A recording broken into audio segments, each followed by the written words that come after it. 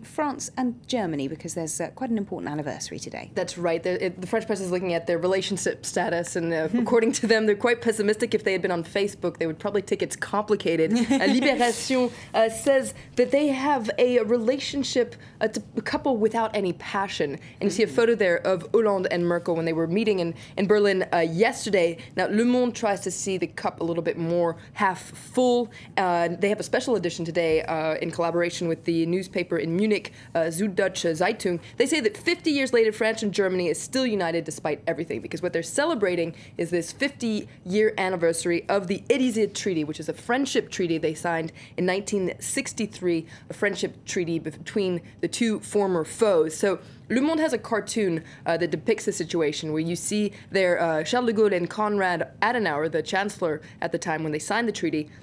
They're looking there at François Hollande and Angela Merkel, who have their backs turned to each other. And in their editorial, Le Monde says it really calls on both France and Germany to once again find the momentum and the conviction that they had in 1963. It says that those people who think that Franco-German relations are not pertinent in 2013 are wrong. But it does point out that right now things are pretty bleak. But that hasn't always been the case. Aujourd'hui en France is taking a trip through time to the beginning of those warming relations between the two. That's right.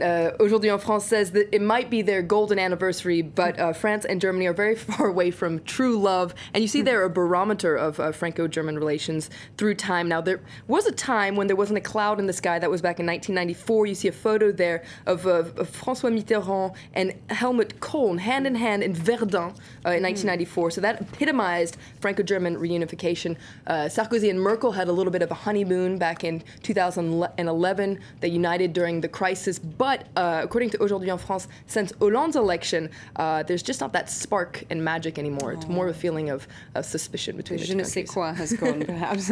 But moving on, a lot of French papers are focusing on France's ongoing military operation in Mali, of course. That's right. There's a cartoon in Libération that says that it's not a fair fight in Mali. And on the left there, you see an Islamist says 5 guns for each fighter. And then you see the Malian army, 1 gun for 5 fighters. So not very balanced there. It's on the front page of Le Figaro today. It says, La France se prépare à une guerre longue. So France is gearing up for a long war in Mali. According to Le Figaro, the government has made it very clear it has 2 goals. First of all, to win back all of Mali and eradicate terrorism. Also, to help the Malian government restore its sovereignty and train Malian soldiers to do so. So, according to Le Figaro, the government says it will stay there as long as it takes. In their editorial, Le Figaro says that this has raised fears in France that the country could get bogged down in the Sahel's quicksand, that Mali could turn into somewhat of an Afghanistan situation for France. Le Figaro says, don't jump to hasty conclusions, but it does point out that Hollande needs to be very clear about just what France's goals are in Mali. And Libération has taken an interesting angle. They're looking at what the war would cost France. That's right, and Libération says that the war in Mali is within France's budget.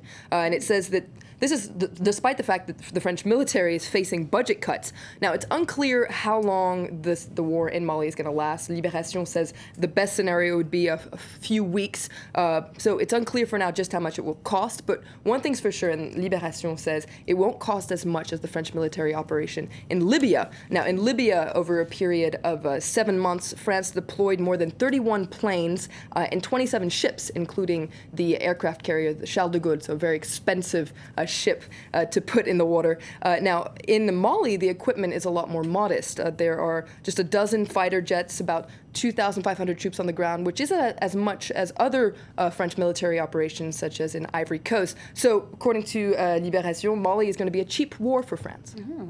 Some good news there, perhaps, then. And finally, the website Mediapart has got some quite surprising claims about former President Sarkozy's plans for the future. That's right. Mediapart says that Sarkozy is planning on setting up an investment fund worth 1 billion euros in London. Now, this is quite surprising.